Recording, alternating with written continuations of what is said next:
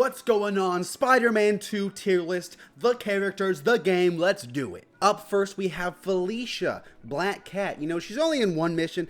Damn, dude, I love Black Cat, dude. When are we gonna get her in an actual movie? Every time I see her in the games, I'm like, damn, she's fantastic. I love this character. Only in really one scene. I'm gonna put her in B tier. I love you, Felicia, but, you know, only on one scene. Up next, I have Lizard. I'm gonna also put Lizard in B tier. Lizard, Dr. Connors, this is the representation of both, okay? They're both in B tier. Lizard, freaking badass character. Dr. Connors doesn't do so much, but it leads to some really cool moments. Can't really push it up to A, but B tier seems. Up next, I have Haley. I'm gonna put Haley down in D tier. Honestly, Haley's cool. Haley's fine. She just doesn't really do anything. So, yeah. Up next, I have Danica. I'm gonna put Danica. You know, it might be a hot take to put Danica above Haley, but I'm going to do it. You know, she offers a fun side, you know, of the podcast audio world. You got J. Jonah Jameson.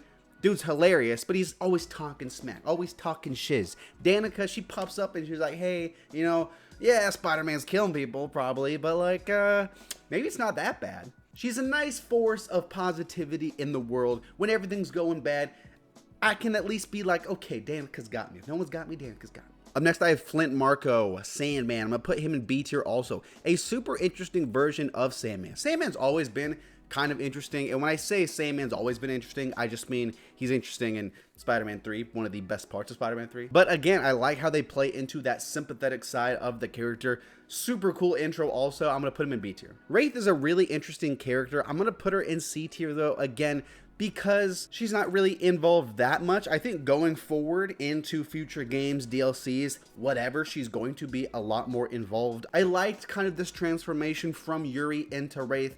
They could have expanded upon that, sure, but I enjoyed my time with her. I like her in C tier. Dude, talk about Kraven, dude. He's easy A tier. I don't want to say I'm like the most well-versed Kraven fan. I like Kraven. You know, he's a cool guy. Aaron Taylor Johnson, good luck, buddy, following this guy up because this guy's fantastic. He's cool, he's intimidating, he's badass, just such an awesome villain. As far as like the round one first half of the game villains go, him, Martin Lee from the first game, Kraven slaughters him. Kraven is such a great addition to this game. Speaking of Martin Lee, I'm going to put this one in B tier. I think he got a lot better in this game. I'm not going to say too much more about him. I just made a full update analysis of my thoughts on the character. I gave him a score 1 out of 10 on my other channel. Check that out if you want. That's all my thoughts. Rio is C tier. She's not really, again, involved that much in the game. She's not as important as she was in the Miles Morales game, and that makes sense. She's kind of just like, oh, Mijo, where are you? Mijo. Oh, Peter. Where's Miles? Mijo, Miles. Again, you can take her out of this game, and I don't think she'd be missed that much. In fact, I'm going to bump her down to D tier. I convinced myself. So yeah, D tier. Up next, I have Norman Osborn. I'm going to also put Norman in D tier. An important character in this game, but again, not that involved. He's still kind of on the sidelines. A little less involved, I might say, than he was in the first game. But I think moving forward, we're going to get a lot more development for Norman. He's a second half player, you know, he's a fourth quarter QB kind of guy, you know. Genki is fine. I'll put Genki in C tier. I think he's, as far as like the Miles side characters go, I think he's a little more important than a character like Haley, a character like Rio. I like Genki for what he does there, kind of like the tech guy. There are some cool moments too between him and Peter. I like that they brought over the tech guy, the guy in the chair role, from just him and Miles to him and Peter also. I liked him there. J. Jonah Jameson, I'm going to put him in C tier. Again, not too much involved in the story, so I can't put him higher, but man, talk about like some great humor, but also once stuff starts to go crazy, he starts making some sense. Like once Symbiote Peter's just going freaking insane, he starts to make some sense, and you're like, I don't like this. Why am I agreeing with J. Jonah Jameson? From here, people, we get into spoiler territory, so spoilers, spoilers, spoilers. You might think it's a little weird I have Harry as his separate character, but I think the Venom I have on this tier list, he's kind of like the combination of the two, the addition of Symbiote. I think Harry as just Harry himself, the first half of the game, I'm going to put him in the A tier. I like him a lot. What I like about this character, the villain motive, is you kind of get it. The dude is coming from a place of a lot of hurt, a lot of pain, and It's very unfortunate what happens, but it also makes sense that someone so hurt gets taken advantage of by the symbiote. I think he's a great friend to Peter. I like how he ends the game. We'll see what happens going forward. Not really sure, but I like him in A tier. I'm also going to put MJ in A tier. Her missions are a lot better though, but this isn't really gameplay adjusted. But I think she's just a fun character. She's a great addition to the Spidey team. I really like the brief moment she's symbioted up because I like that interaction, that honesty between her and Peter. That's awesome. That's one of my favorite parts of the game for her as a character. Laura Bailey, GOAT. The GOAT. In my opinion, she's the GOAT. Up next, I have the Flame, also known as Cletus Cassidy. I'm going to put him in C tier. Damn, dude.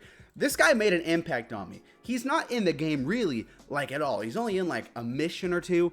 Dude left such a big impact. I'm so excited to see this guy in the future, to see where they take him, to see the ultimate carnage. It's gonna be sick. In S tier, though, you know I got the boy Venom, baby. Dude, so freaking cool, man. So cool. Tony Todd, freaking legend. He's the GOAT. This is like my favorite version of Venom. You know, he's not joke Venom like Tom Hardy's one, which I actually like Tom Hardy's Venom. He's cool, he's fine. But this is like the evil Venom I always wanted. He didn't disappoint. He's creepy, he's intimidating, he's menacing. Hell yes, I love this guy. And then I have the boy Miles. Miles, dude, I love Miles, man. He might even be my favorite character in the whole game. Dude is so good in this game.